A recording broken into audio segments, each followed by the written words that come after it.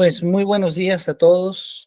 Es un gran placer saludarlos en esta mañana, eh, poder justamente comenzar este nuevo seminario del programa de doctorado en educación y bueno, disfrutar del fin de semana, un fin de semana, la verdad, muy agradable. Ya se siente previo al periodo vacacional.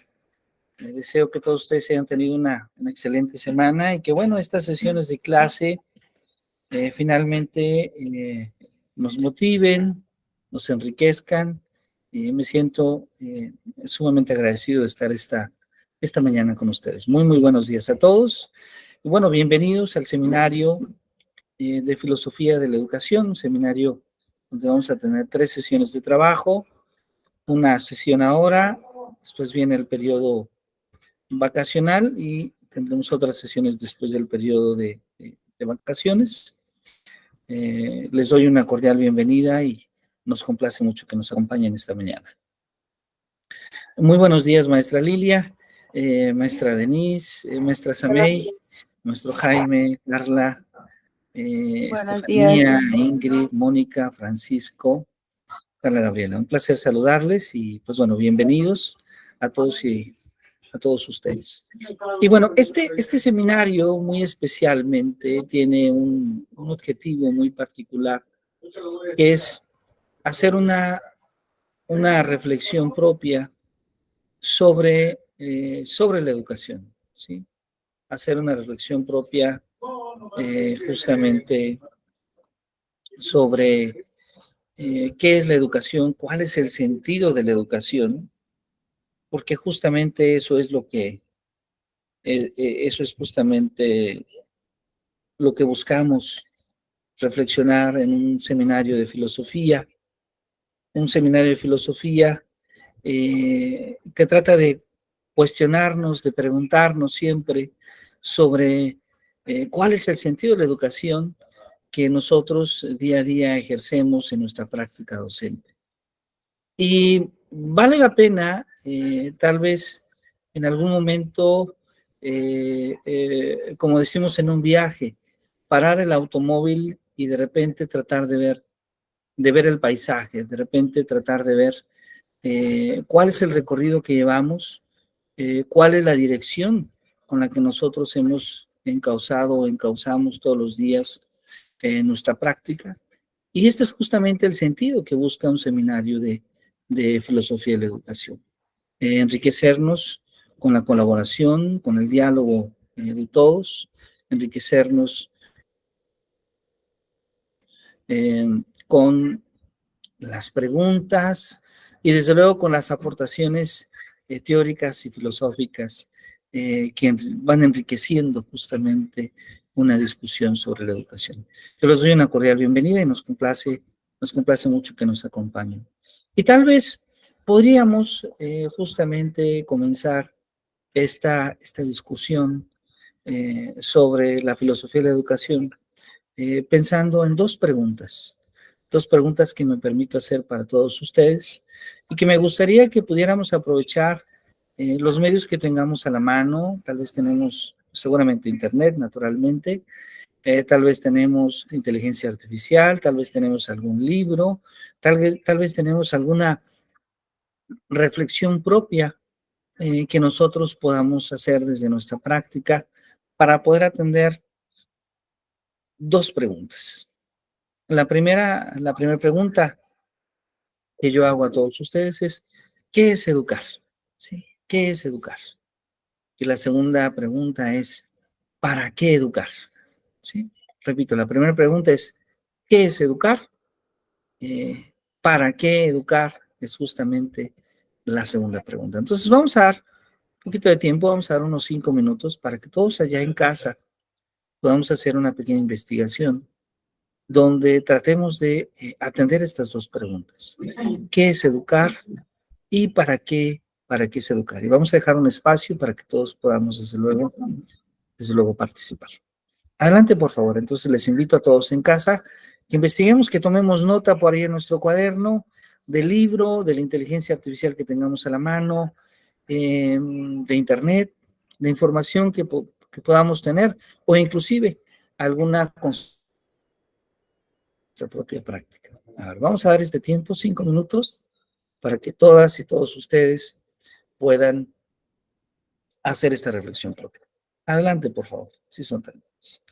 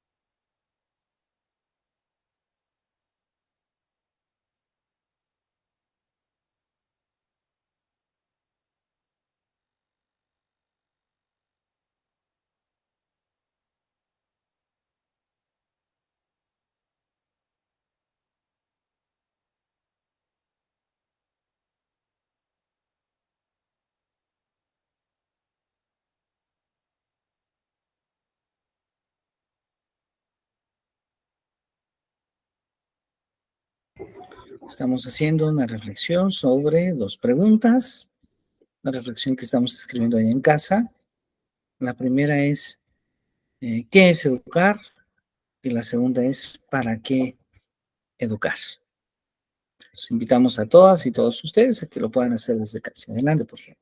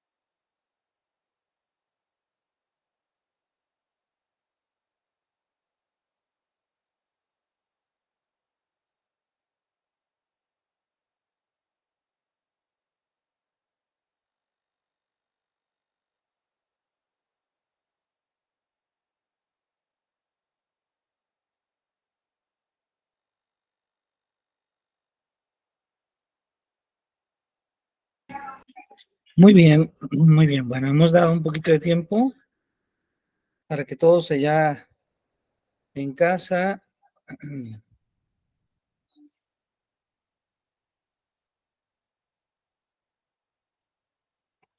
hayan podido hacer esta reflexión propia sobre estas dos preguntas que nos hemos cuestionado al principio de la sesión, sobre qué es educar y para qué educar. Y bueno, ¿a quién le gustaría participar? ¿Quién le gustaría compartirnos su propia reflexión o la reflexión que encontró de algún autor? Maestro Jaime, adelante, por favor, si es tan amable.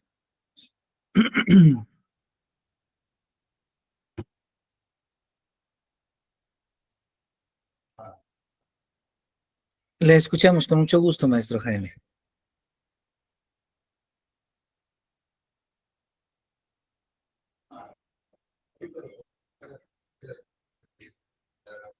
De toda la gente. Te voy a decir, esta vida Maestro Jaime, ajá. Al parecer su audio no, quiero pensar que no funcionó, maestro. ¿Se gusta intentarlo de nuevo?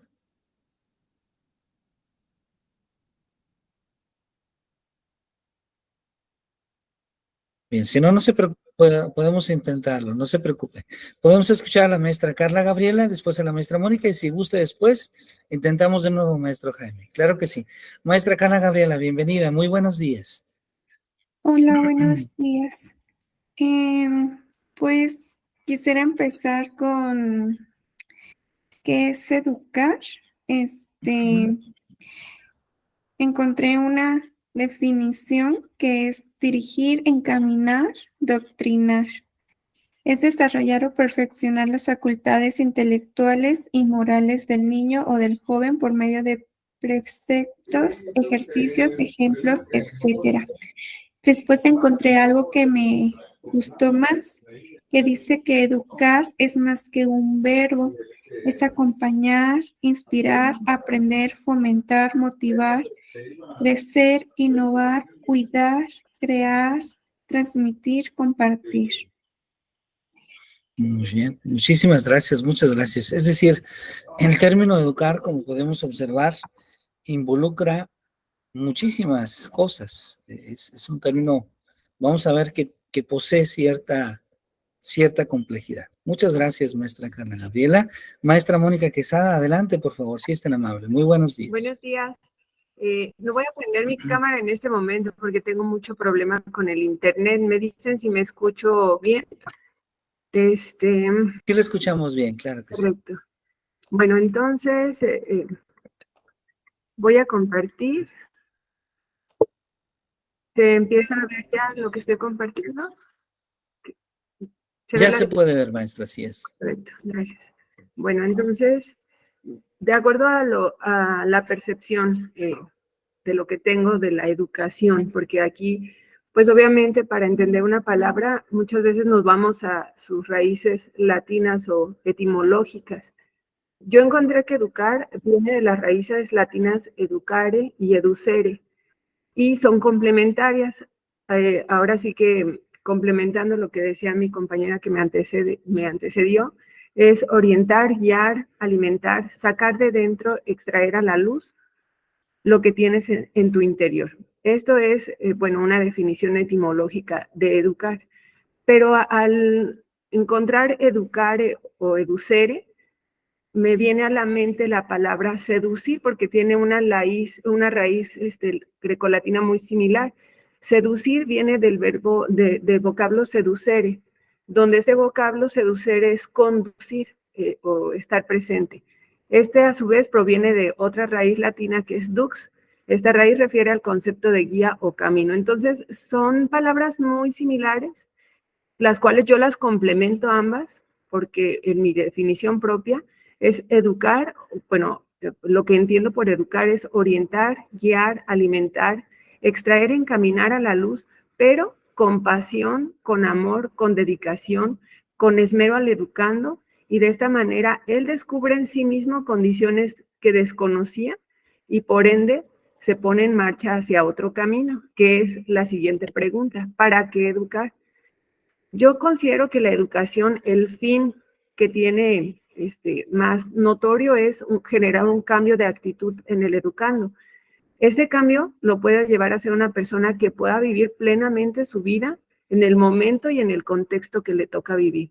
Esto significa plantearse seriamente un enfoque integral de su proceso educativo que va mucho más allá de la transmisión de conocimientos y prioriza su autoconocimiento, el aprendizaje de la relación con los demás, el entendimiento del mundo que le rodea y la interrogación sobre grandes preguntas del sentido de la vida. Entonces educamos en la vida y para la vida. Creo que ese es el fin último de la educación. ¿Sí me siguen escuchando? Claro que sí, maestra, claro que sí. Esta última Ok, parte creo es que ya dejé de sumamente compartir, ¿verdad? interesante, ¿no? Educamos en la vida y para la vida, dijo usted. Muy bien, maestra Mónica. Muchas Sí. gracias por compartirnos su reflexión. Le agradecemos mucho. Muchas gracias.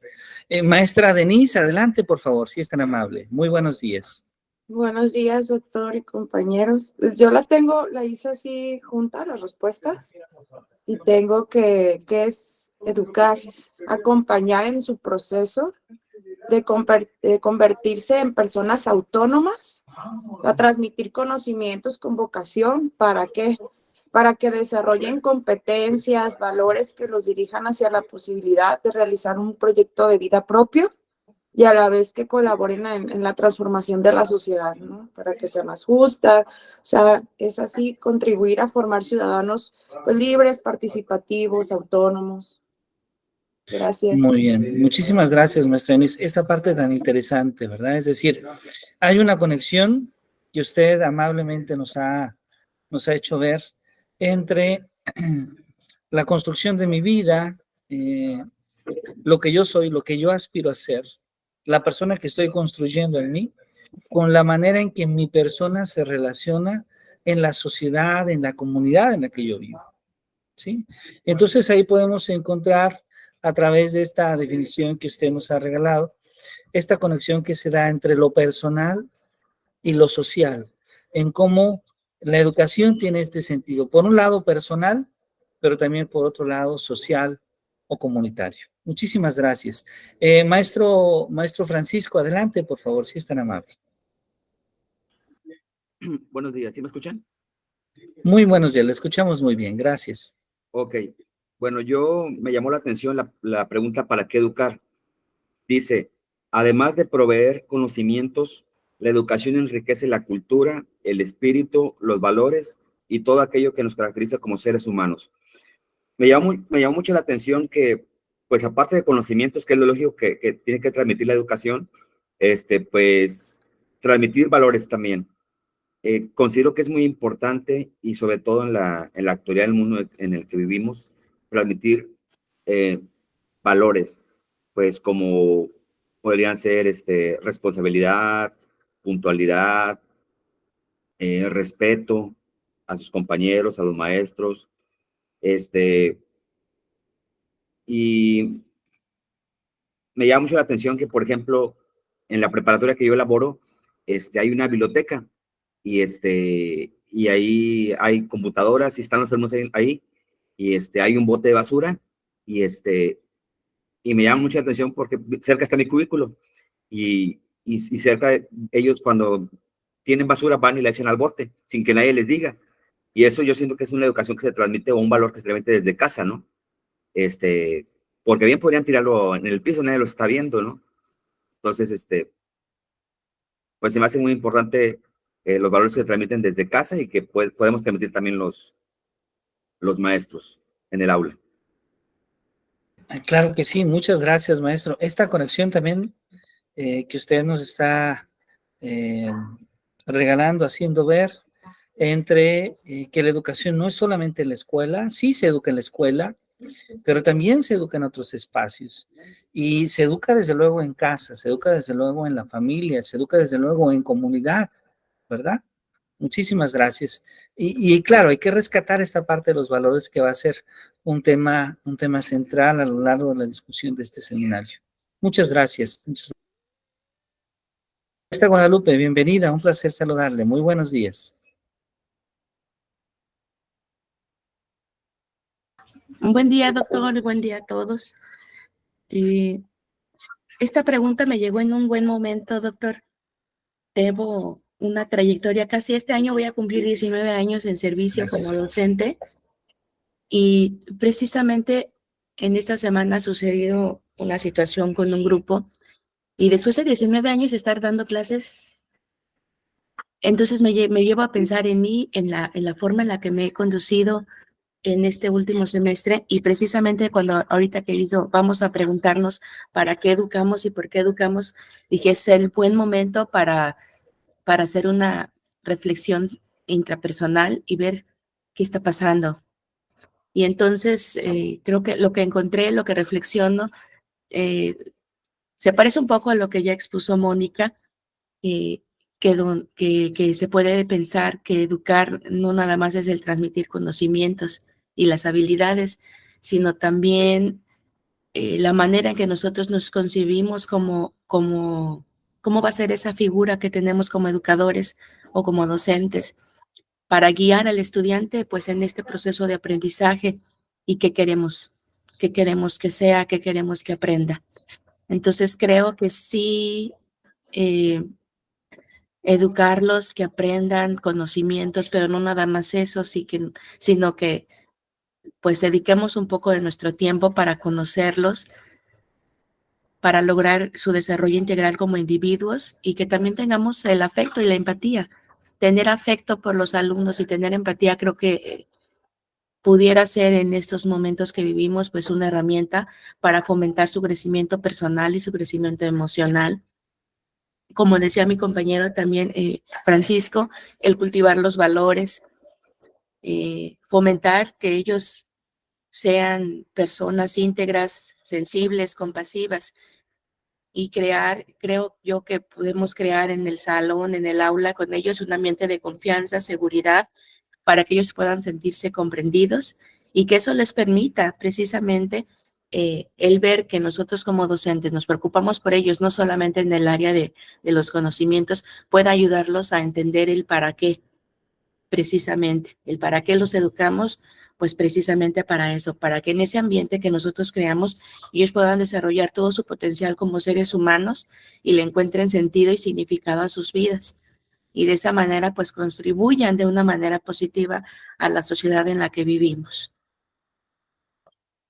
Muchas gracias. Muy bien, muchísimas gracias. Gracias, maestra. La verdad, una reflexión muy bonita que nos hace recuperar esta parte humanista, esta parte humanista, esta parte humana que tiene la educación. Muchas gracias por compartirla, por hacer esta reflexión. Y si les parece bien, escuchamos, a ver si ya el maestro Jaime Flores pudo verlo de su micrófono para pasar a nuevas preguntas. Maestro Jaime, un gusto saludarle. Si tiene algún problema con su micrófono, puede también escribirnos en el chat, porque sé que usted fue la primera persona que quería participar.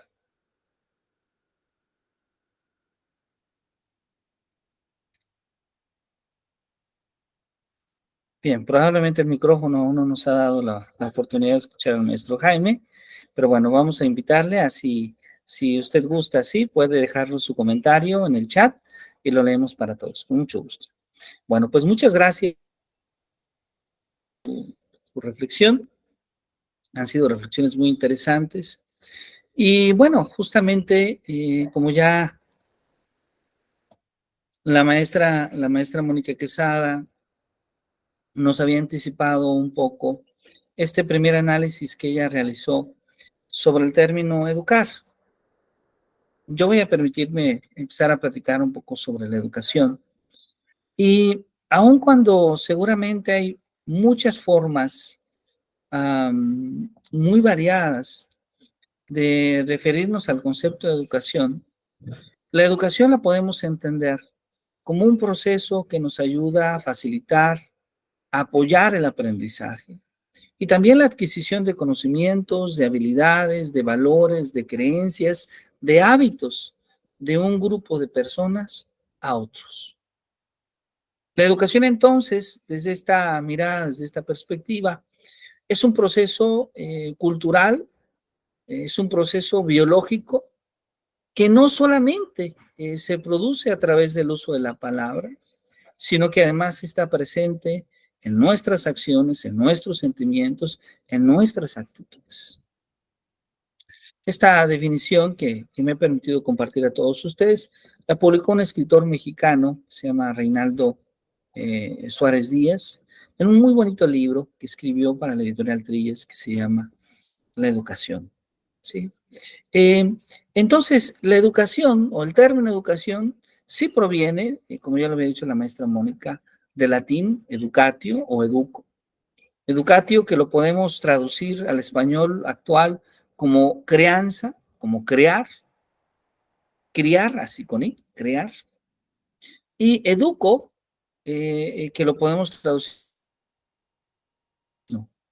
Y entonces, ligado a este término educación, los etimos latinos, educeré, educaré, los podemos reinterpretar como promover el desarrollo, haciendo referencia al desarrollo intercultural, al desarrollo intelectual, al desarrollo cultural del educando, que tiende a poder desarrollar sus potencialidades tanto psíquicas como también cognitivas.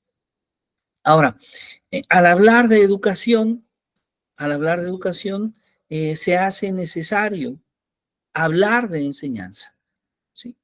Y al hablar de enseñanza, ¿por qué hablamos de enseñanza? Porque la enseñanza es uno de los procesos para educarse. Aunque hay que clarificar, ¿sí? Que enseñar no necesariamente es educar, ¿sí?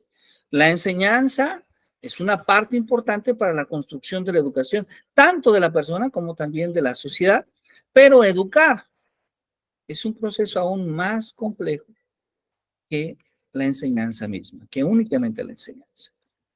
Bueno, voy a permitirme compartir para ustedes una presentación que he preparado en PowerPoint y que les agradezco muy ampliamente si ustedes podrían indicarme si esta presentación ya se puede observar allá.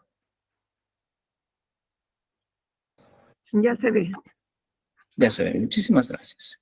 Entonces, voy a retomar el día de hoy 3 ideas muy básicas que ya anteriormente habíamos revisado, si no estoy mal, en el curso de epistemología, porque tal vez en ese curso de epistemología y teorías del aprendizaje les hablé un poquito de los 3 grandes filósofos que coincidentemente se van a convertir en nuestros primeros 3 grandes educadores.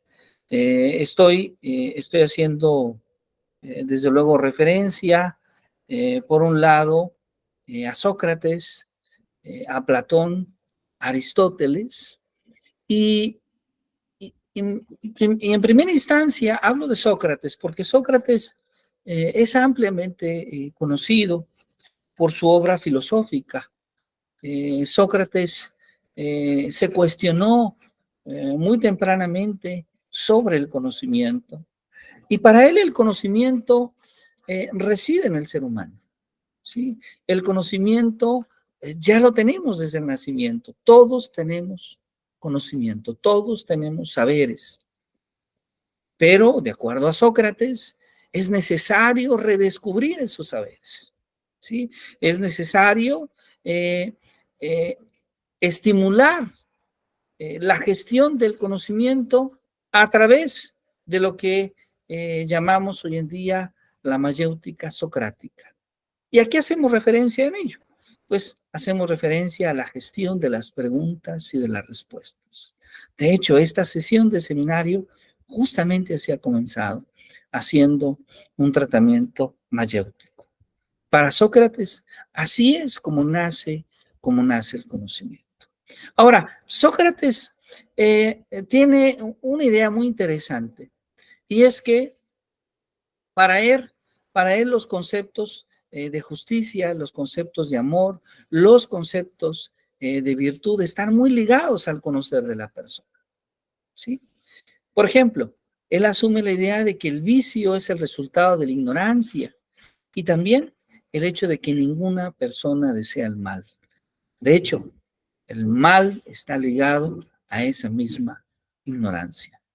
Mientras que la virtud es conocimiento, y entonces aquellos que conocen el bien tratarán de actuar de manera justa. Sócrates entonces va a relacionar de manera importante el conocer, el educarse con las virtudes, y va a relacionar estas virtudes con esta visión de la persona justa y la persona que busca hacer el bien. La idea de Platón, uno de los principales alumnos, si es que no el principal alumno de Sócrates, es el pensar que el educador debe de promover al educando siempre un proceso de interiorización. Un proceso de interiorización donde la persona que se está educando pueda pertenecer, pueda acceder a eso que Platón llamaba el mundo de las ideas. Y Platón nos dice que la forma para alcanzarlo, el mecanismo para lograrlo, es justamente a través de la dialéctica.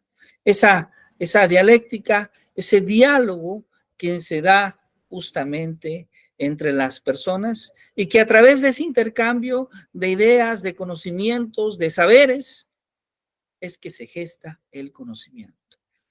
Platón entonces considera que la educación debe tener como fin el promover hombres plenos, el promover hombres virtuosos y, desde luego, esta visión de Platón va a tener un impacto sumamente importante, ya que nos permite reflexionar cómo nuevamente el intercambio de ideas, el intercambio de formas de pensar nos permite construir ese conocimiento. Ese conocimiento, que tal vez la palabra conocimiento aquí no se refiere en un sentido estricto a lo que hoy en día llamamos la adquisición simplemente de saberes, sino que se refiere a adquirir habilidades, sino que se refiere a adquirir valores, sino que se refiere a adquirir creencias y formas de pensar, inclusive cosmovisiones, formas de vivir, de percibir la realidad, de entender la vida que las personas desarrollan. Estas dos primeras ideas son sumamente interesantes porque nos van a regalar dos visiones del mundo, dos visiones filosóficas del mundo, pero también dos visiones que desde la educación van a ser fundamentales para construir la enseñanza. Así es como llega Aristóteles, el otro gran filósofo griego.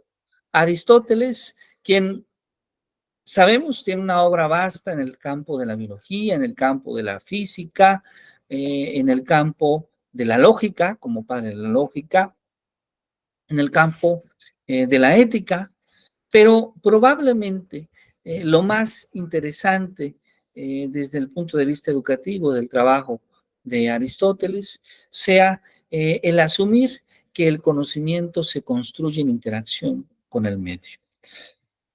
Y de ahí abre las posibilidades a la investigación científica, a la investigación que muchos siglos después vamos a llamar la investigación científica, y también, desde luego, a una primera visión empirista.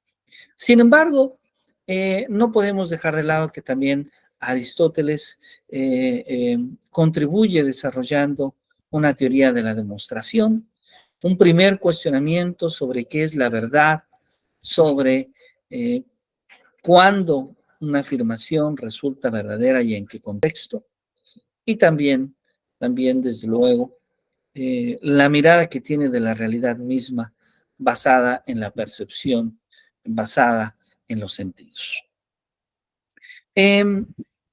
Sócrates, Platón, Aristóteles van a sentar las bases de la filosofía antigua y van a sentar las bases de cierta filosofía que hoy en día podríamos llamar clásica en la educación. Sin embargo, un parteaguas fundamental lo tiene Joan Amos Comenius. Joan Amos Comenius, un autor que seguramente ustedes conocen por su relevancia como padre de la pedagogía. Un ilustrador de libros, un gustoso del teatro, que gustó llevar el teatro a la escuela, a la educación, al aula, que piensa la escuela desde una postura práctica, una escuela que busca desarrollar saber hacer, es decir, desarrollar habilidades prácticas para la vida, como lo dijo bien la maestra Mónica. Una escuela que busca evitar los malos tratos, el separar la educación de la violencia y sobre todo en la época en la que vive Joan Amos Comenius, donde la educación principalmente para los colonos, para los conquistados o para los no europeos, debo decirlo así, era a través de la violencia. La educación para todos los hombres, aquí debo incluir también para todas las mujeres y para todos los pueblos. En didáctica magna, también Joan Amos Comenius trata de desarrollar la ciencia de la educación y las técnicas de la enseñanza. Es decir, él ve justamente a la educación como una ciencia. Voy a permitirme tomar esta cita de Comenius, que nos habla en gran medida de su propuesta pedagógica. Todo hombre tiene actitud innata hacia el conocimiento y no lo restringe solamente a una élite o a unos iluminados. Así se crea la concepción de una escuela popular de gran cubrimiento a la que tengan todos acceso. El fin es lograr la paz mundial, pues considera la educación como el camino más rápido para llegar a ella, para llegar a la paz. Y claro, estamos hablando de una etapa post-conquista, una etapa en la que el mundo está sumergido en la violencia, en el que el mundo está sumergido en cómo los imperios tratan de imponerse justamente a otros grupos sociales y a otras civilizaciones. ¿Cuál es la concepción de educación que Joan Amos Comenius tiene? Pues primero es que vea la educación como el arte para hacer germinar esa semilla interior. La estimulación a través de las oportunas experiencias, ¿sí? También desarrolla un método pedagógico en la que toma como base ciertos procesos naturales de aprendizaje, algo muy parecido a lo que muchos siglos después desarrolló Jean Piaget, ya con mayor profundidad a esta lógica natural. Utiliza la inducción, la observación y la razón. Y algo muy importante, estos tres elementos posteriores van a ser sumamente importantes. Primero es la eliminación de la violencia del proceso educativo, ¿sí? Y claro, en esta época de Joan Amos Comenius, nos estamos refiriendo primordialmente a la violencia física. Hoy en día reconocemos una mayor variedad de tipos de violencia, pero en la época de Joan Amos Comenius, principalmente él hace referencia a la violencia física que imperaba en ese entonces. Segundo, la educación primaria obligatoria, ¿sí?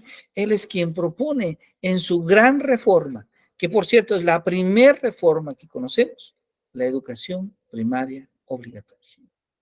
Y tercero, la educación como un desarrollo integral de la persona.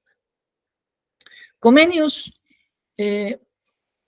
considera lo siguiente: propone animar en el alumno un culto de los sentidos para terminar más tarde en un culto de la voluntad. Pues el alumno desarrolla así sus propias facultades y llega a convertirse en una persona original. Comenius propone que la meta de la educación, y aquí va a coincidir justamente con muchos de ustedes que amablemente nos compartieron sus comentarios, sus reflexiones en un principio. Preparar la vida para la vida misma. Para Comenius, la meta de la educación es preparar para la vida misma. ¿Sí? Entonces, este preparar para la vida misma implica que no solamente tenemos que potencializar la actividad de los alumnos, su libertad y su autonomía, sino también tenemos que considerar el valor, la significación y la dignidad del alumno. Comenius va a considerar que el aprendizaje efectivo surge ¿de qué? Surge de las necesidades, de los intereses del alumno, y entonces este alumno debe siempre de apropiarse, ser una persona libre, debe vivir en un ambiente de libertad, y la educación y la escuela es para el alumno y por el alumno.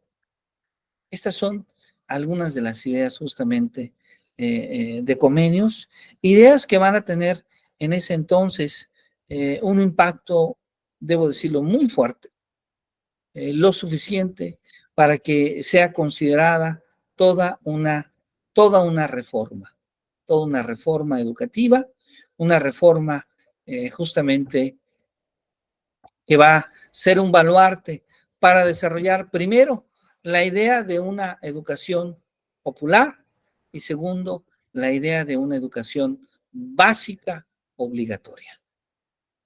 Bien, ¿vamos bien hasta aquí, maestros, maestras? Estoy a sus órdenes con mucho gusto. Vamos a ir avanzando, pero en el momento en que ustedes tengan alguna pregunta, alguna duda, por favor, pueden hacerlo de manera directa, con mucho gusto. Ahora, vamos a tratar de recuperar esta idea tan interesante que varios de nuestros colegas comentaron en un principio de esta sesión. El darnos cuenta que la educación no solamente es la adquisición de conocimientos, sino que hay otros aspectos primordiales e interesantes en el ámbito educativo. Y voy a permitirme compartirles algunas ideas de diferentes escritores que hicieron algunas reflexiones sobre la educación desde una postura que hoy en día llamamos una postura humanista, ¿sí? Y uno de ellos es Tomás Campanella, quien aparece en esta fotografía de un cuadro, ¿sí? Que nos dice que la educación, justamente, es ese medio para ennoblecer a los hombres. Y Campanella recomienda la formación siempre en las artes y la actividad física, ¿sí? Hay que formarnos en las artes y la actividad física. De hecho, muchos educadores en el ámbito de la educación física consideran a Campanella un baluarte muy importante porque ya desde el siglo XVI y XVII él revalora el papel que tiene el cuerpo en los procesos de aprendizaje, el papel que tiene el cuerpo en la constitución mismo de la persona. Y de ahí la importancia de que no solamente se eduque la mente, sino que también se eduque el arte y se eduque el cuerpo. Vittorino Rambodino, o mayor conocido como Vittorino da Feltre, ¿sí? También hace una reflexión sobre la importancia de la educación. Y esta reflexión que hace Rambodino tiene que ver con pensar a la educación de interés del alumno. Es decir, debemos de procurar una educación donde los alumnos se interesen en aquello que se están educando. Y para ello, desde luego, hay que considerar al alumno, hay que pensar cuáles son los intereses del alumno. Hay que valorar los intereses del alumno como un elemento importante para construir nuestros procesos o nuestras situaciones de enseñanza y aprendizaje. Y una reflexión que va también para los maestros, una reflexión también que va para los alumnos, es no considerar a la educación como un castigo, ¿sí? Es decir, no debemos considerar a la educación como un castigo. El conocer debe de ser siempre un acto de alegría, un acto de satisfacción y nunca un acto de castigo. Francisco Rabelais, quien aparece en esta imagen de un libro reescrito por Donald Friend, nos dice que hay que buscar una educación que pueda ser útil, ¿sí? Una educación que no solamente nos dé conocimientos, sino que estos conocimientos nos ayuden a comprender y a accionar en la realidad en la que nosotros vivimos. Es decir, hay que buscar una educación útil. Hay que buscar que aquello que se da en la escuela sea útil para la vida de las personas. Le dé sentido a esa vida. La educación entonces debe ser una educación viva, ¿sí?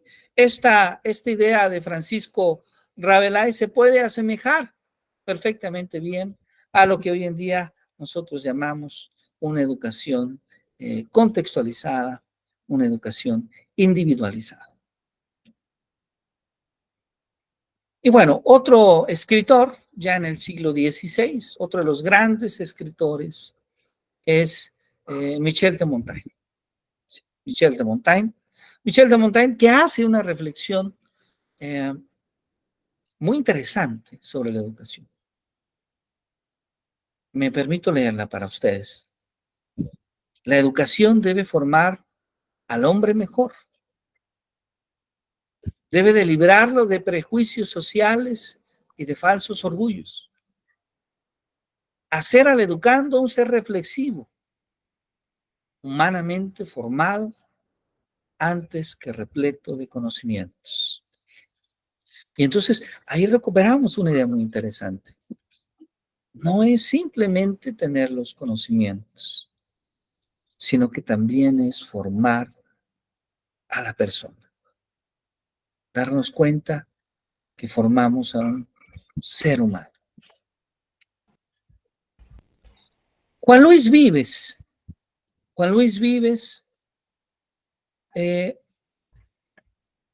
va a considerar a la sabiduría como una diosa en el siglo XV y XVI. Una diosa que gobierna la educación y al maestro, a las maestras, como un padre, como una madre amorosa de sus discípulos, con quienes comparte su saber.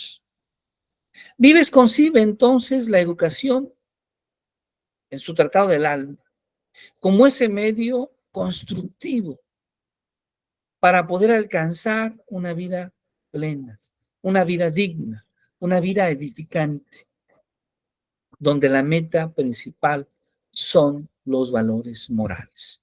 Y aquí llegamos a ese punto que el profesor Francisco, que la maestra Guadalupe nos menciona, los valores morales. ¿Por qué los valores morales? Porque para Juan Luis Vives, la educación nos debe de enseñar a vivir.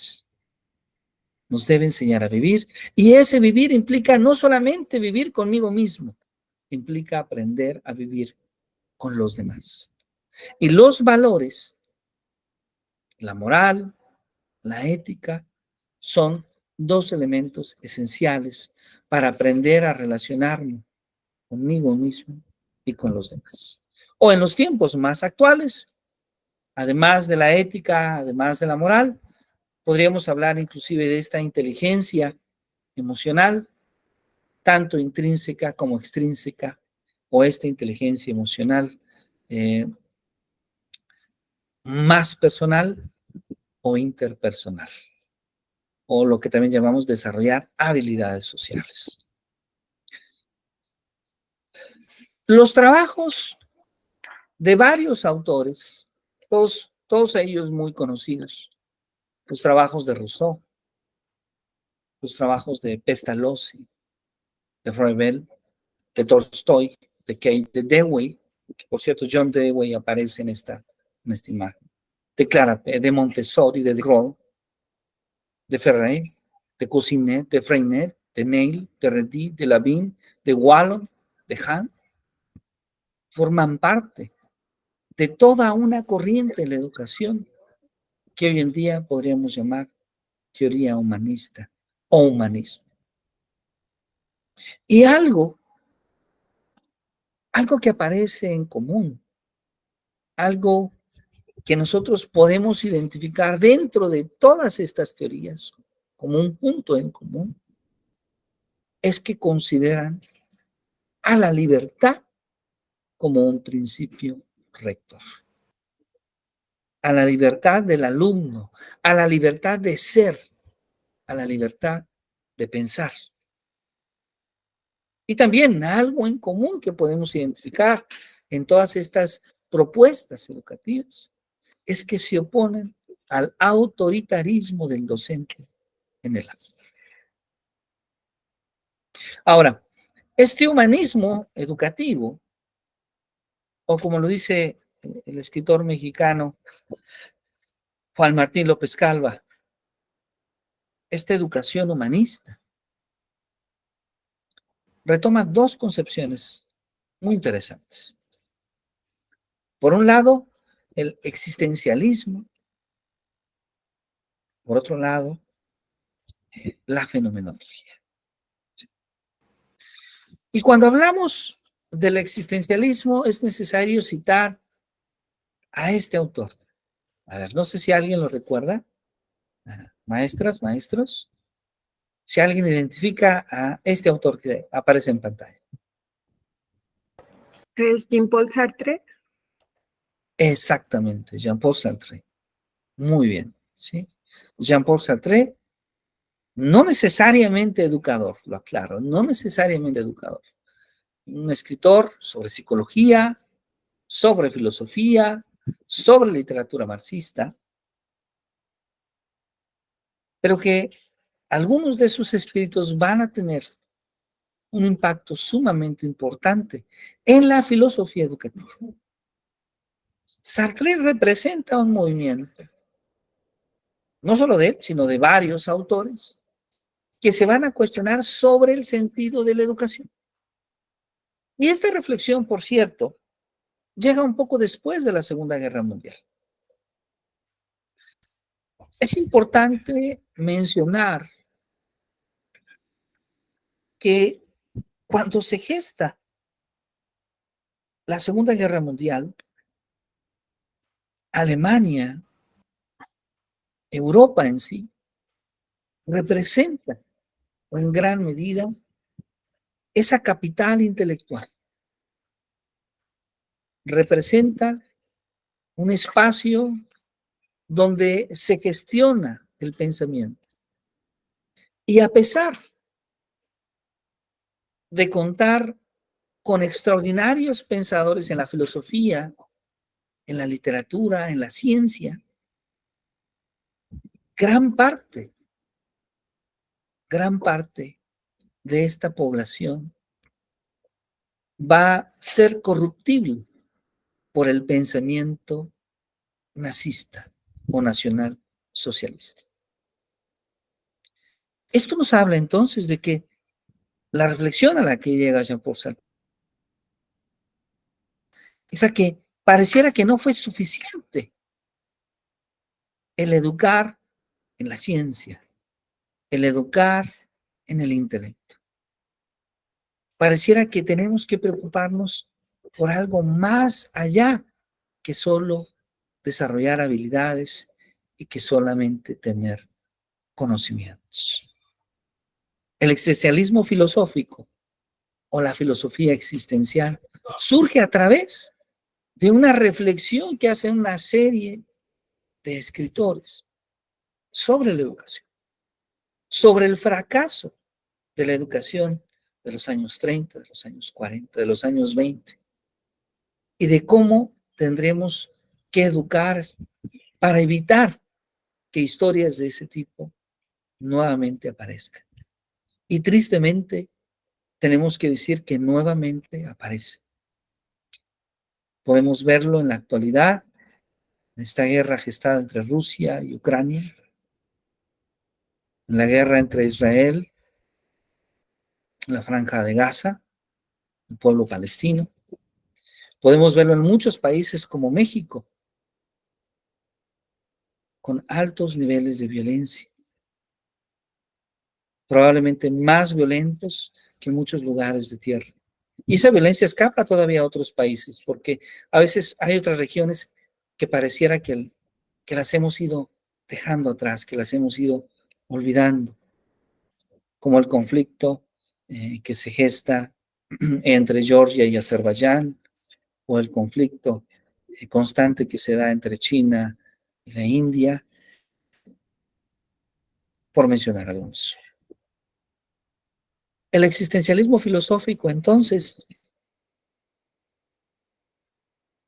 lo que busca es cuestionar cuál es el tipo de ser humano que queremos formar. Y si sabemos cuál es el tipo de ser humano que queremos formar, entonces la pregunta que subyace es, ¿cuál es el tipo de educación que debe de recibir ese ser humano para que pueda ser un mejor ser humano? Para que pueda ser una persona con humanidad. El existencialismo nos hace ver cómo el ser humano crea su personalidad a través de las elecciones y a través de las acciones que emprende. El ser humano es un ser en libertad independientemente de las condiciones que viva. Como dice Jean-Paul Sartre, el ser humano es un agente electivo. Y esta reflexión de Sartre es muy interesante en muchos sentidos. Inclusive podemos verlo hasta en un sentido mucho más personal.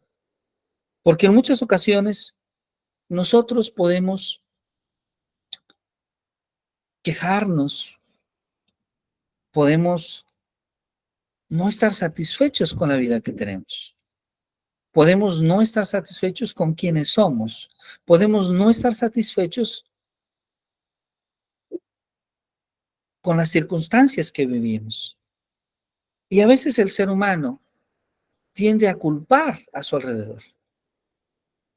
Culpamos las condiciones en las que vivimos, culpamos a las personas de nuestro trabajo, culpamos a nuestra familia y seres queridos, culpamos a la sociedad, culpamos a los gobiernos, pero pocas veces asumimos nuestra responsabilidad.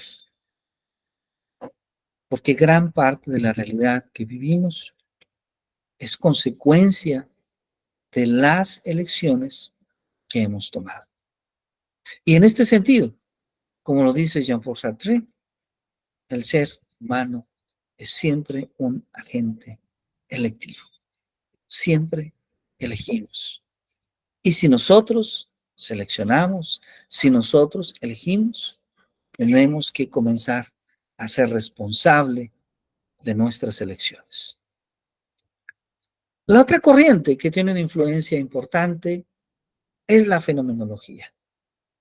La fenomenología que aparece en las obras de Edmund Husserl, quien aparece en esta imagen, y que considera que el ser humano toma conciencia de su realidad experiencial a partir de la percepción o a partir de cualquier actividad cognosciente, que sea externa o que sea interna, que realice. El resultado de ello es que los acontecimientos son subjetivos de acuerdo a la realidad personal. ¿Esto qué significa? Esto significa que lo que nosotros llamamos realidad es relativa. Lo que nosotros llamamos realidad tiene un alto nivel de subjetividad.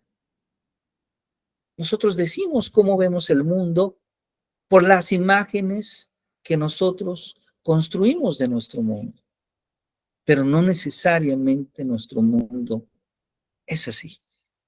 Una parte del mundo es así, sí, pero otra parte no necesariamente lo es. Entonces, la realidad se compone de varias subjetividades, no de una subjetividad. ¿Sí? Y claro, las personas construimos esa subjetividad a través de lo que observamos, a través de nuestra percepción, a través de nuestras experiencias. Entonces, la realidad finalmente tiene cierto nivel de subjetividad. Ahora, a veces es muy complejo comprender la subjetividad del otro. A veces es muy complejo comprender cómo piensa la otra persona, cómo siente la otra persona. Y a veces requerimos de vivir experiencias semejantes para poder comprender. De esto nos habla Edmund Husserl en la fenomenología. Hay fenómenos que son difíciles de comprender, sumamente complejos,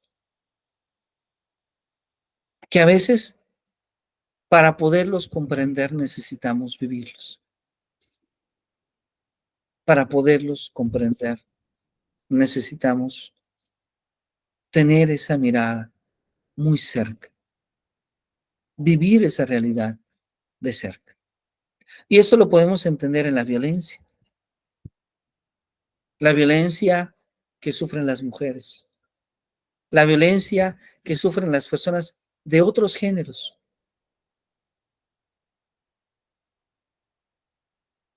la violencia que a veces se vive en la familia, la violencia que puede vivir una madre que pierde a su hijo.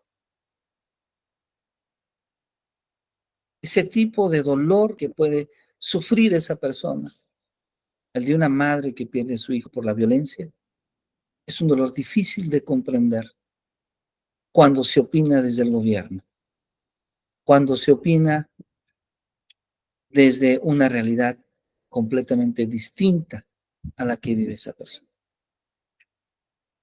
Entonces, la fenomenología nos habla entonces de ponernos en el lugar del otro, de tratar de comprender estos fenómenos, tratando de generar esa empatía, ese mismo nivel de subjetividad que el otro tiene o que puede alcanzar. Esta manera de pensar la educación tiene una influencia, como ya había dicho la maestra Mónica, tiene una influencia importante de ese pensamiento que desarrolla Jean-Paul Sartre y su filosofía sobre el ser humano. El ser humano crea su persona por propias elecciones o decisiones que va tomando. Como diría Jean-Paul Sartre, yo soy mis elecciones y nosotros siempre somos quienes elegimos ser. Entonces, el ser humano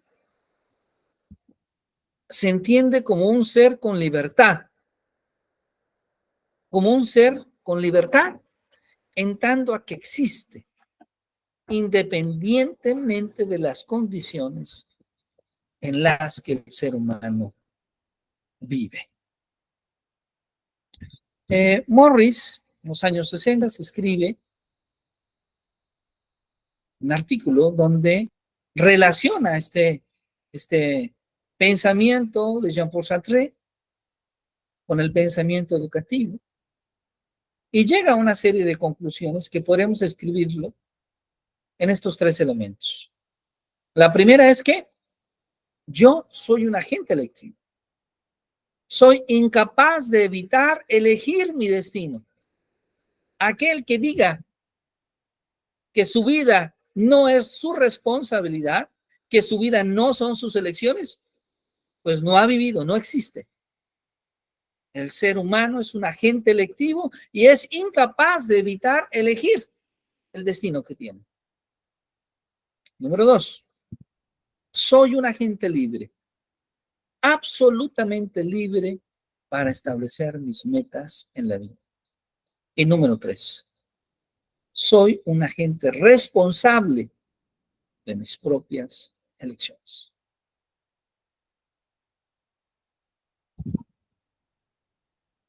Y claro, por otro lado, desde la fenomenología, las personas no responden a un ambiente objetivo, sino más bien a un ambiente tal y como ellos lo perciben y lo comprenden.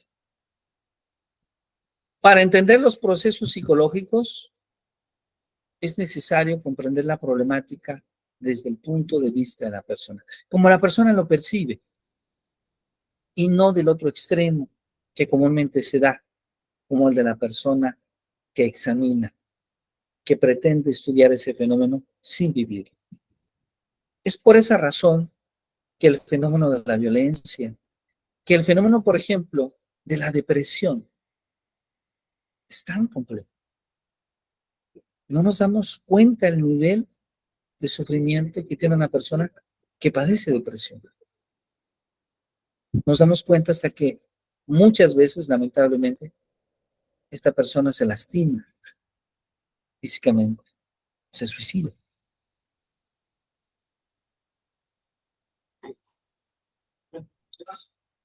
No solamente Jean-Paul Sartre o Edmund Husserl han estudiado o han propuesto este análisis, por un lado, desde la filosofía existencial, por otro lado, desde la fenomenología. También Maurice Merleau-Ponty, quien aparece en esta imagen, este escritor francés, ha tratado de referirse a una fenomenología, pero una fenomenología principalmente de la percepción. Merleau-Ponty incorpora una idea muy interesante. Merleau-Ponty se forma naturalmente en Europa, pero después decide explorar las filosofías de Oriente. La filosofía hindú, primordialmente, en algo en la que se asemeja o coincide en gran medida con nuestro gran escritor mexicano Octavio Paz, que también se interesó en la India. Y Maurice Merleau-Ponty incorpora entonces la idea de la corporalidad. La idea de la corporalidad para poder concluir que el cuerpo humano es junto a lo externo, real, y que entonces es la base de la conciencia. Se da entonces un compromiso existencial entre el sujeto y las circunstancias. Y vaya que esto es interesante, porque en muchas ocasiones estamos educando la razón. Estamos educando inclusive los sentimientos, las emociones. Alguien podría decirlo en un sentido que es incorrecto, pero que es convencional. Educamos el corazón, pero casi nunca educamos al cuerpo. El cuerpo del ser humano mantiene a ese ser material que para Descartes, el gran filósofo francés, hay como una especie de análogo a una máquina. Y para Descartes, esa máquina es un objeto que está separado del sujeto. Es como separar la mente del cerebro. Y Descartes separa al ser humano como una cosa pensante que gobierna al cuerpo. Pero para Maurice Merleau-Ponty no hay esa separación entre el cuerpo y el espíritu. El ser humano es cuerpo, pero también el ser humano es espíritu. El cuerpo no es la figura, no es la forma, sino que constituye una estructura viva. Cuerpo, corporeidad y percepción constituyen un mismo fenómeno que le permite al ser humano comprender el mundo.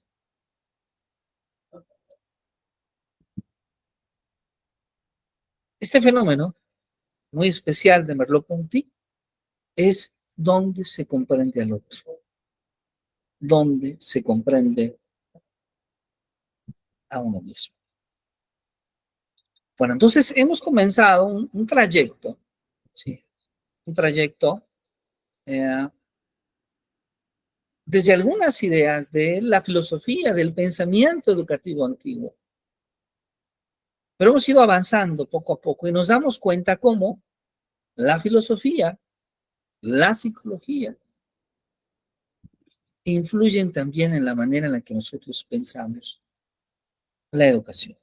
Me gustaría parar aquí un poquito y dejar un espacio para sus comentarios, para sus preguntas, porque hemos repasado, creo, a varios autores en esta mañana.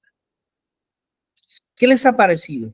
¿Con cuál de estas tres perspectivas les parece más atinada la visión de ser humano? Desde un punto de vista existencial, desde un punto fenomenológico o desde este último punto, Merleau-Ponty, que le llamamos comúnmente fenomenológico perceptivo. A ver, ¿cuáles son sus opiniones? ¿Qué me dicen ustedes? Maestra Mónica, adelante, por favor, sí estará bien. Gracias, doctor. Sí, pues me pongo a reflexionar esos autores que usted nos ha estado compartiendo. La mayoría de ellos datan del año 1500, 1600 aproximadamente, y creemos a veces que lo que estamos haciendo en la educación es algo nuevo, cuando de nuevo no tiene absolutamente nada. Simplemente es retomar los teóricos del pasado, porque hemos visto que tal vez la educación como la hemos venido replanteando no ha sido la más adecuada. Entonces se retoman las ideas anteriores para volver a repensar esa educación, obviamente con otra problemática actual, eso es bien cierto, y por eso yo creo que estamos un poco perdidos en cómo encaminar a estos autores y sus ideologías del pasado y traerlas al presente y resolver las problemáticas del presente. Yo me pongo mucho a reflexionar sobre todo lo que usted nos está diciendo, y obviamente para ser maestro primero tengo que empezar por analizarme a mí mismo, porque yo no puedo dar a mis estudiantes lo que yo no tengo. Entonces, cada reflexión que usted nos hacía respecto a estos autores, venían cayéndome los 20, como dicen, ¿no? O sea, ¿cómo estoy yo en esta parte y en esta otra y en esta otra? Eso último que nos decía sobre que el cuerpo es el vehículo del alma o del pensamiento. Yo me pongo a reflexionar y últimamente cómo se romantiza esa parte de que dejes que el cuerpo tome la forma que quiera, que finalmente como quieras y puedas estar es lo correcto. Sin embargo, si no podemos ni siquiera gobernar el cuerpo de nosotros mismos, el tener la iniciativa de decir me voy a levantar, me voy a ejercitar, me voy a mover, voy a comer saludablemente, voy a tener mejores hábitos, ¿cómo quiero yo transmitir eso a mis alumnos? ¿Cómo les digo a mis alumnos, tienes que comer adecuadamente cuando me ven todo gordito, todo por ningún lado? Entonces, esas son las incongruencias a veces del sistema. Y vaya que cuando pensamos en el existencialismo también, desafortunadamente este autor que usted nos platica, pues sabemos que terminó suicidándose porque él mismo no se convenció de la realidad en la que le tocó vivir. pues asimismo, o sea, tenemos que repensar nuestras realidades y por qué estamos en esas realidades. Y ser un poco más congruentes, creo yo, con lo que hacemos, con lo que enseñamos, y esto obviamente pues nos lleva también a la fenomenología. Yo me pongo a reflexionar. Trabajé hace tiempo en una escuela donde yo llegaba con todo el entusiasmo con los alumnos y queriéndoles enseñar cosas nuevas. Era una escuelita de niños en situación de calle. Para ellos lo más primordial, lo más importante era que no habían desayunado. Estaban pensando en cómo iban a llegar a su casa y encontrar la realidad de siempre. Entonces no fui empática de primer momento con estos niños hasta que entendí que su situación era algo muy diferente a la mía y tuve que replantear la educación dirigida hacia ellos. Entonces, cierro con esto. La educación debe ser una constante reflexión en el terreno donde estamos parados y pensar, cuestionarnos y repensar y recuestionarnos cada que sea necesario, porque no todos los grupos, no todos los alumnos son iguales. Gracias. Muchísimas gracias, maestra. Gracias por su reflexión. Claro que sí. De hecho, el poder revisar las distintas maneras de definir, de reflexionar sobre la educación, nos permite enriquecer nuestra propia visión. Y ese es justamente el objetivo que puede tener un seminario de filosofía de la educación, el poder enriquecer la visión que ya tenemos. Todos nuestros colegas que participan en este seminario tienen ya sus experiencias como docentes. Algunos tienen muchos años en la docencia, mucha experiencia, pero vale la pena siempre el poder conocer otras visiones, visiones muy variadas sobre la educación que enriquecen nuestra visión y que nos ayudan también a redefinirla en caso de que ello sea necesario. Muchas gracias, maestra Mónica, le agradezco mucho. ¿A alguien más le gustaría participar? ¿Cómo ha cambiado después de conocer estas otras visiones de la educación? ¿Cómo ha cambiado esta manera de enfocarnos en las primeras dos preguntas que nos hicimos? ¿Qué es educar y para qué educar? ¿A alguien le gustaría participar con este cuestionamiento?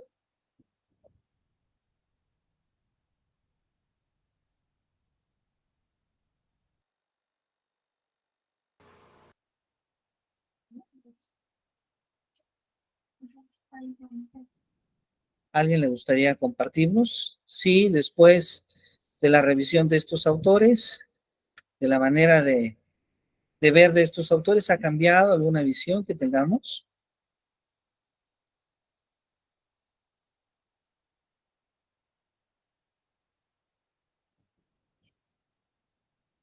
Maestro Hugo, adelante, por favor, si es tan amable. Sí, buenos días, doctor Jesús. Buenos días a todos. Muy buenos días, buenos días. Reconocer la parte, creo que más humanística de esta transición en la educación. Hace un rato escuchaba con gusto a la compañera hablando sobre ese autorreconocimiento del propio cuerpo y cuando anteriormente se separaba desde el área de educación física, la separación de cuerpo y mente y ahora a través de un concepto que lo integra todo como lo es corporidad, cómo pues podemos alimentar todas las áreas de conocimiento y aspectos de tanto físico, emocional, cognitivo, psicológico y todo lo que rodea al ser humano. Y es una de las funciones del educador, el poder tratar todas las áreas y que el individuo sea de manera más integral y de esa manera pues se desenvuelva bien en su contexto, ya sea desde el familiar hasta el comunitario y pueda dar respuesta positiva a los problemas cotidianos que se le enfrentan. Creo que en esa transición pues se reconoce más las posibilidades que determinado contexto le puede brindar y ahorita lo vivimos en los planes de estudio, trabajo en la Escuela Normal de las Huastecas, de cómo existe esa transición del autorreconocimiento de las formas culturales y saberes de determinado lugar de los estudiantes y ahí es donde se puede ejercer el uso de esos saberes en nuestras labores cotidianas y adaptarlas, a diferencia que que pues algunos de los contenidos estaban marcados pero completamente descontextualizados y pues hoy se busca que sean completamente conocidos por los estudiantes para aprovechar esa influencia y después llevar a esa transición a los conocimientos de mundo que se le puede conocer en la sociedad y pues poder tener una mejor participación en el ámbito educativo. Estoy muy atento a lo que han comentado y me agradó esa parte porque ese autorreconocimiento que señalaba la compañera, el que dejar que el cuerpo tome la forma que guste, pues es algo retrógrada porque pues no podemos estar pensando de esa manera. De lo contrario, muchas de las enfermedades que hoy nos aquejan, incluyendo el sedentarismo, pues van derivados de ese confort que están teniendo y es ahí donde entra nuestro papel que decía la compañera de poder cambiar ese paradigma y mejoremos nuestros hábitos saludables, alimenticios, de activación física. Pues yo gustoso, doctor, de compartir esta opinión. Saludos a Muchísimas todos. gracias, maestro Hugo, muy amable, muchas gracias. Muy interesante, porque en efecto, Descartes, y debo decir que tal vez esta idea de Descartes probablemente proviene desde el pensamiento de este gran filósofo alemán, Immanuel Kant. Kant se hace un cuestionamiento en su filosofía y se pregunta qué es lo que debe dirigir al ser humano. Kant, en Crítica a la Razón Pura, nos habla de que al menos habría tres grandes candidatos que dirijan al ser humano. El primero de ellos es la pasión, ¿sí? El segundo de ellos pueden ser los sentimientos y el tercero es la razón. La pasión es pasajera, pero también la pasión a veces puede ser enfermiza. A veces tomamos malas decisiones por la pasión. Los sentimientos también son pasajeros. El tiempo cambia el sentir de las personas. Los sentimientos son subjetivos. Y entonces tomar decisiones importantes para la vida basados únicamente en los sentimientos y en las pasiones, dice Kant, nos puede llevar a graves errores. Entonces aparece de manera natural el candidato a dirigir el pensamiento humano, la razón. La toma de decisiones debe estar basada en la razón. Y de momento, esta perspectiva de Kant tiene sentido. Cuando Descartes vuelve a reflexionar sobre este mismo problema, parece que tiene sentido, pero después nos damos cuenta que el ser humano no solamente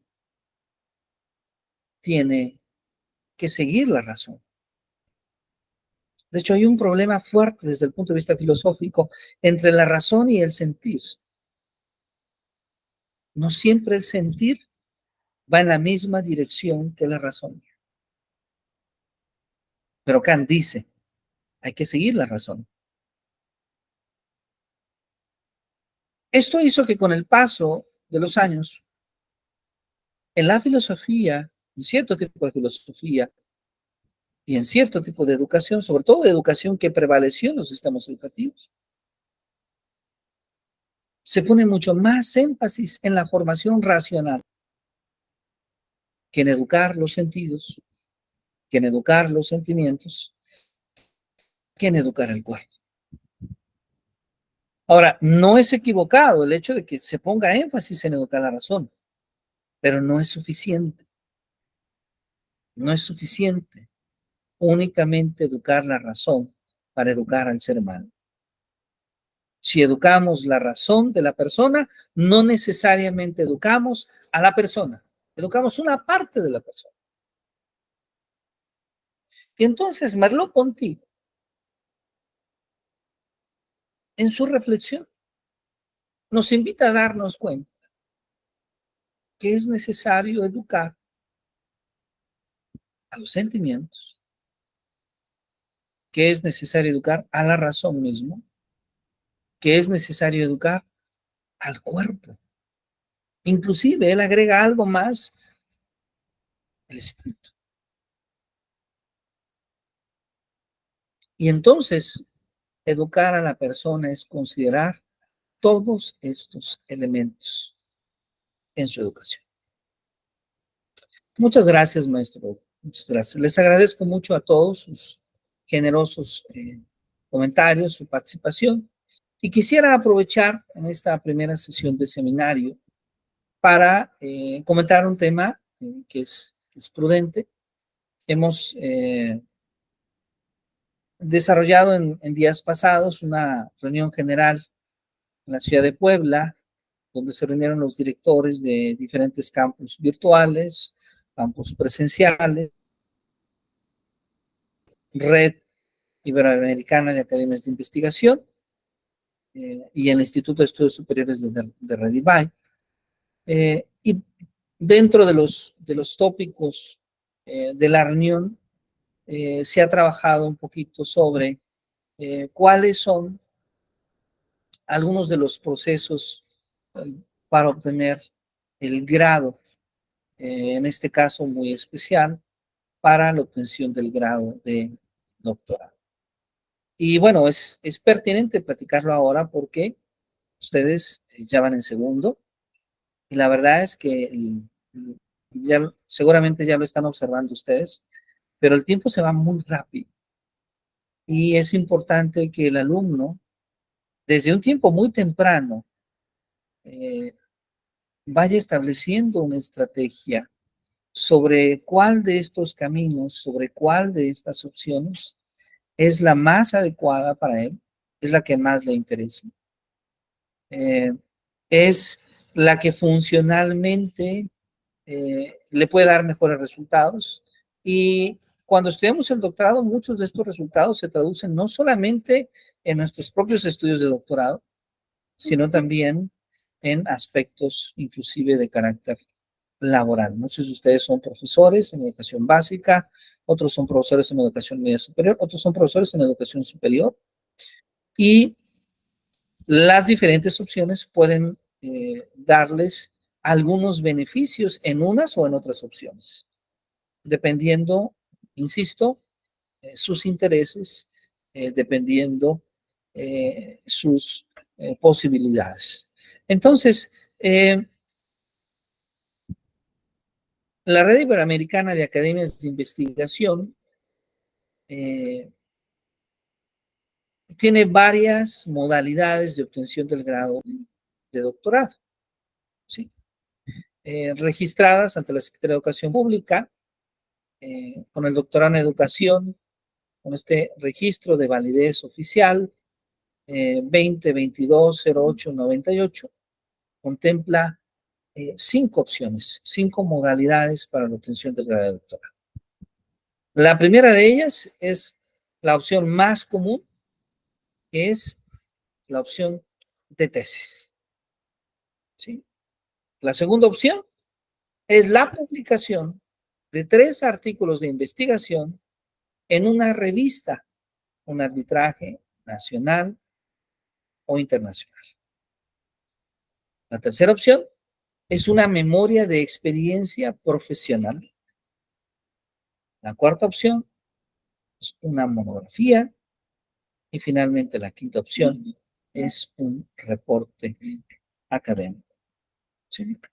Estas son las 5 opciones que ofrece el programa de doctorado. Y claro, cuando nosotros pensamos en estas opciones, la opción de tesis es la elaboración de un documento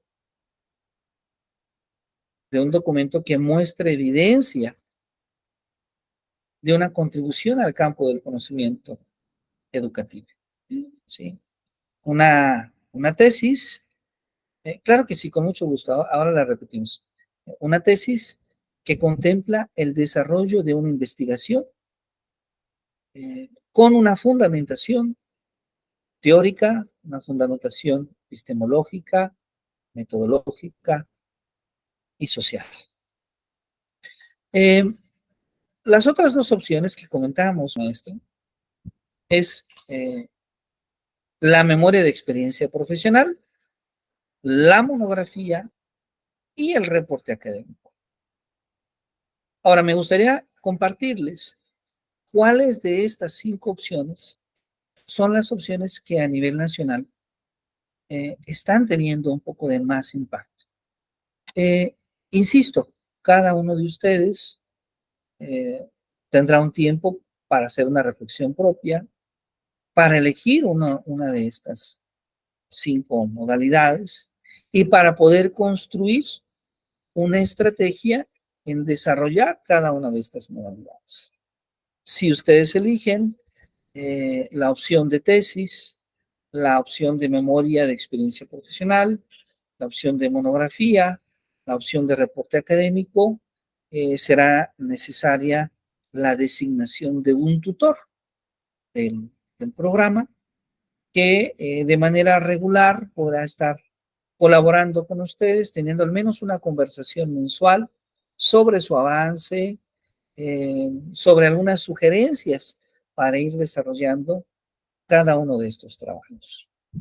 Ahora, hay una tendencia más o menos generalizada sobre 2 de estas modalidades. Muchas personas están eligiendo la publicación de 3 artículos de investigación, ¿sí? ¿Y por qué eligen muchas personas esta modalidad?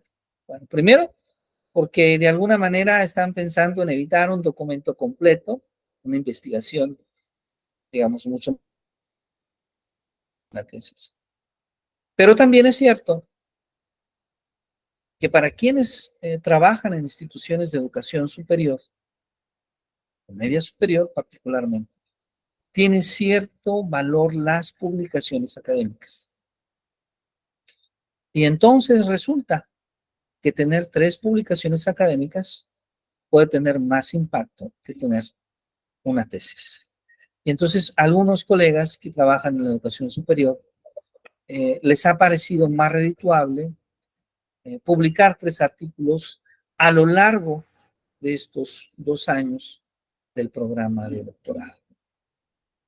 En otros casos, otra modalidad sobre la cual se ha desarrollado mucho interés es la memoria de experiencia profesional, donde los estudiantes fundamentan, argumentan, narran y dan evidencia de un proceso de intervención educativa. ¿Sí? Entonces, esta es otra modalidad que ha tenido cierto impacto. Ya ustedes tendrán que elegir cuál de estas opciones es más ad hoc a sus necesidades y a sus intereses.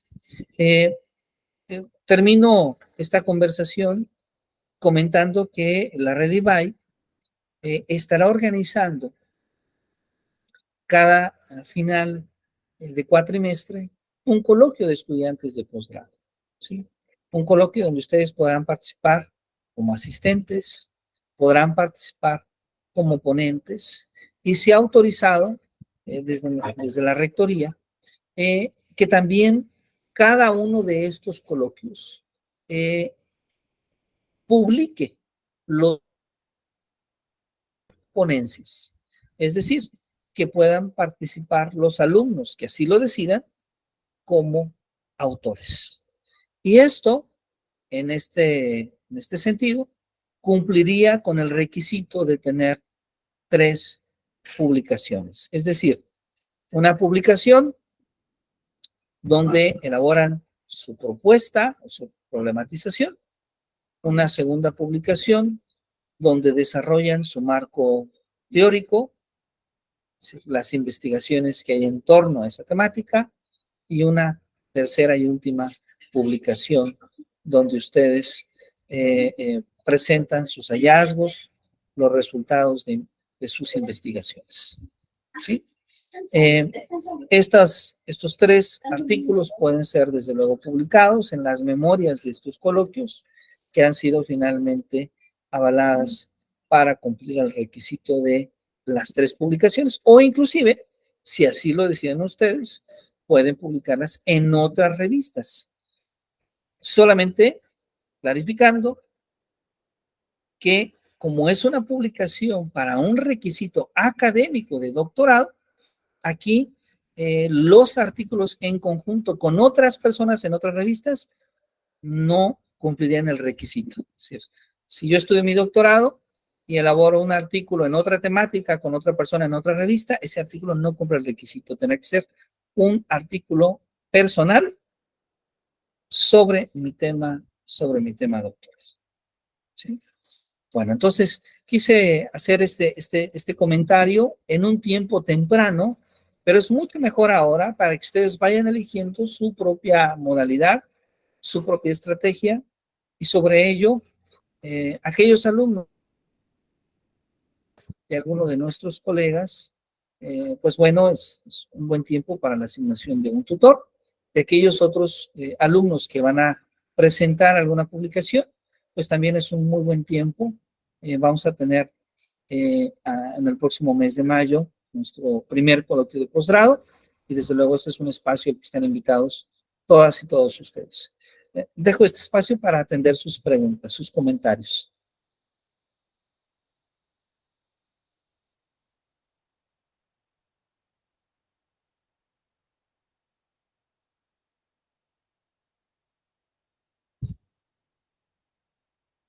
Hasta el momento todo claro, doctor. Nada más me queda la tarea de ir pensando y platicando con mi almohada cuál va a ser la mejor opción. Claro que sí, ustedes pueden elegir la opción que consideren que es más adecuada. La designación de tutor, claro que sí, si ustedes eligen, por ejemplo, construir una tesis doctoral,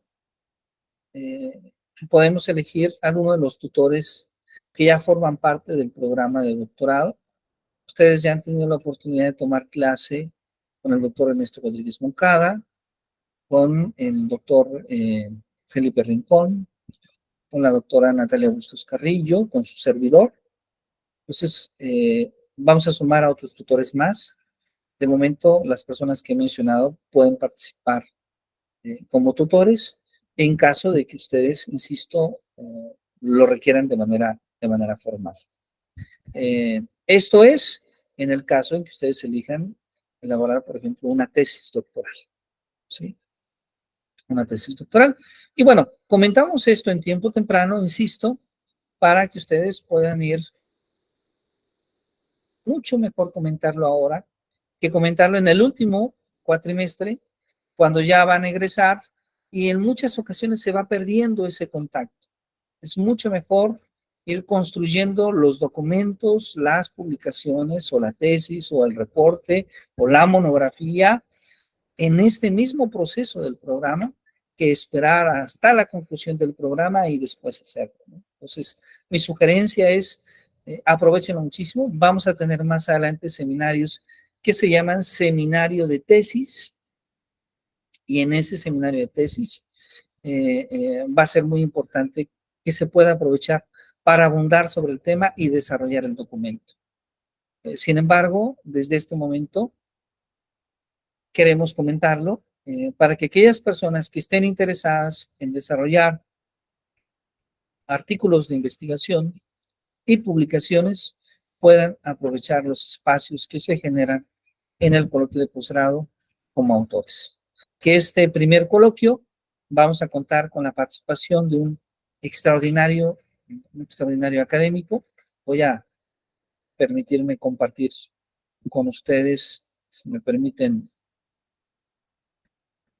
la lámina del coloquio. Vamos a contar con la participación del doctor Martín Pinos Quiles. Martín Pinos Quiles, que es un doctor en Ciencias de la Educación, realizó una maestría en aprendizaje a lo largo de la vida, también en neurociencia y gestión emocional. estudió educación primaria, hizo una maestría también en ciencias humanas y educación física, y es un reconocido experto en gestión emocional. El Nacional de Innovación Educativa, otorgado por el por el Ministerio de Educación en España. Él trabaja en un centro de formación de profesores en Juan de Lanuza, Zaragoza, y desde varios años ha venido participando en el Comité de Expertos del Congreso Internacional de Innovación Educativa, que se organiza ya en España, y también en el Comité de Expertos del Congreso Internacional de Inteligencia Emocional y Bienestar. Este último congreso, por el cual han participado varios académicos de mucho prestigio, como Daniel Goleman, como David Bueno, como Richard Davison, o como Rafael Vizquerra, que de hecho Rafael Vizquerra es el presidente de este Congreso Internacional de Inteligencia Emocional y Bienestar. Entonces, bueno, será realmente un honor tener a un investigador como Martín Pinos Quiles, que también ha colaborado en las reuniones, en los congresos internacionales sobre emociones, educación emocional y salud, que organiza la Universidad de Nueva York, con muchos de los mejores académicos en educación emocional del mundo. Entonces, él nos dará una conferencia magistral y bueno, esperamos que todos ustedes nos acompañen este 3 y 4 de mayo, que justamente son las fechas intercuatrimestre, así que esperamos que todos ustedes nos puedan acompañar y puedan disfrutar, desde luego, de escuchar al doctor Martín Pinos Quiles. Muy bien, cerramos esta sesión entonces sobre las diferentes modalidades de obtención del grado. Y bueno, hacemos esta invitación a que de manera temprana ustedes vayan haciendo una reflexión propia. No es algo que tengan que decidir ahora de manera inmediata, pero sí es algo que conforme va pasando el tiempo en el programa, será importante decidir.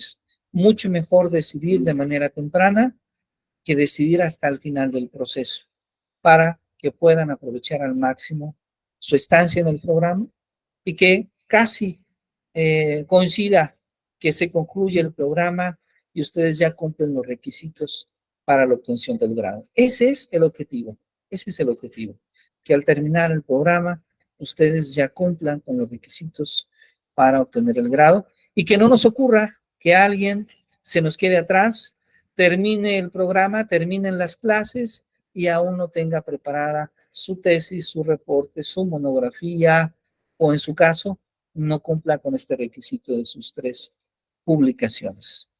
¿Alguien más desea hacer algún comentario? ¿Alguien más tiene alguna pregunta?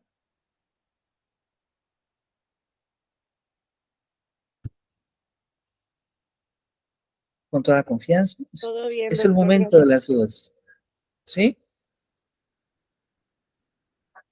Gracias, doctor. Por el momento no. Por el momento no. Muy bien. Bueno, pues yo les agradezco entonces su atención. Les invito a que nos veamos en nuestra siguiente sesión de clase en punto de las 8 de la mañana. Vamos a seguir hablando sobre filosofía de la educación. Tomamos estos últimos minutos para este tema en particular de interés y claro, más adelante, ya de manera formal, vamos a hacer esta pregunta nuevamente sobre cuál es la modalidad pues todos, cada uno de nosotros y ustedes tomarán una responsabilidad, ¿sí? Si es tesis, este camino de ir elaborando este documento tan importante. Si es a través de publicaciones, pues bueno, aprovechar los espacios como los coloquios para ir desarrollando nuestras propias publicaciones.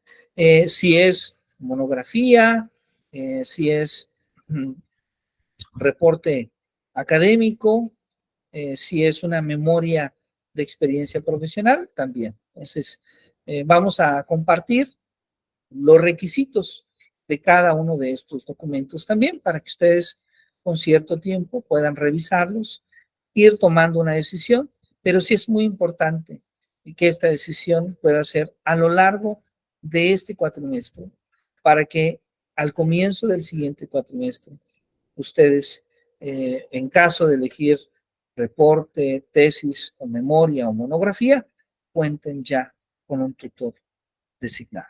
Esto por un lado. Y, o en su caso, ya quienes tengan algún tema que muy seguramente ya el doctor Ernesto Rodríguez Moncada en su seminario les ha preguntado y lo ha dejado muy probablemente como tarea, quienes tengan algún tema de investigación propuesto, pues puedan pensar en reescribir, en darle forma para presentarlo en el coloquio de estudiantes de posgrado, que de hecho esa es la intención del coloquio. La intención del coloquio es finalmente que sea un espacio donde los alumnos vayan presentando, en este caso, sus propuestas de investigación y más adelante el desarrollo y conclusión de sus investigaciones. Así que, pues bueno, les hacemos una cordial invitación a que nos acompañen en el coloquio, que para sus ponencias y a que nos acompañen. Pues yo les deseo que sigan teniendo un excelente fin de semana. Muchas gracias por sus atenciones y continuaremos en nuestra siguiente sesión de clase hablando de filosofía de la educación. Muchas gracias y muy buen día. Gracias, buen día a todos. Muchas gracias, muy buen día. Adiós. Gracias. Gracias, Muchas gracias doctor. a todos. Buen día. Gracias a Buen fin de ustedes. Muy buen semana. día. Hasta luego. Bonito Estén fin de bien, semana. hasta luego.